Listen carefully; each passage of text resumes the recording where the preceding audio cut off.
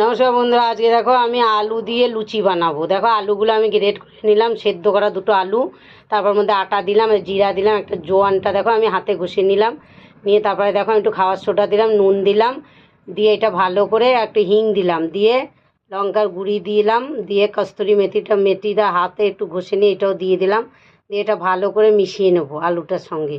মিশিয়ে নিয়ে তারপরে দেখো আমি একটু ময়ম দিলাম, তেল দিলাম, ময়মে একটু তেল দিয়ে এটা ভালো করে মাখি না, আমার না আলুতেই মাখানো হয়ে গেছে, আমার আর কিছু দিতে হয়নি। লাস্টে দেখো একটু সুজি দিলাম যাতে একটু কুরকুরে হয় তাই। তারপর দেখো 10-15 মিনিট আমি রেখে দিয়েছিলাম, দিয়ে তারপরে এটা ভালো করে লুচির মতন গোল গোল শেপ করে লুচি বানিয়ে নেবে।